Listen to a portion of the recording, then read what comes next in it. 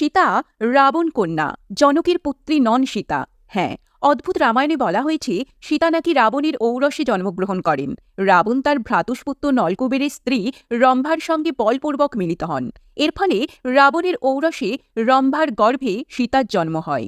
তাঁর জন্মের পূর্বেই জ্যোতিষীরা জানিয়েছিলেন তিনি নাকি রাবণের ধ্বংসের কারণ হবেন, তাই রাবণ তাকে পরিত্যাগ করেন। এছাড়া দক্ষিণ ভারতের কিছু রামায়ণ অনুসারে বেদবতী নামক এক ঋষিকন্যা বিষ্ণুকে লাভ করার জন্য তপস্যা করছিলেন। তাকে দেখে রাবণ মুগ্ধ হন এবং তাকে বলপূর্বক পাওয়ার চেষ্টা করলে সেই কন্যা যজ্ঞের আগুনে দেহত্যাগ করেন। মৃত্যুর পূর্বেই রাবণকে অভিশাপ দেন পরের জন্মে তিনি রাবণের কন্যা হয়ে জন্মাবেন ও রাবণের মৃত্যুর কারণ হবেন। এর কিছুদিন পরেই রাবণ ও মন্দোদরীর এক কন্যা সন্তান হয়, কিন্তু রাবণের ধ্বংসের কারণ ভেবে মন্দোদরী তাকে সমুদ্রে ভাসিয়ে দেন। সমুদ্র সেই কন্যা সন্তানকে ধরিত্রী মাকে দান করেন। পরবর্তীকালে সেই কন্যাকেই জনক রাজা পান এবং সীতারূপে তাকে প্রতিপালন করেন।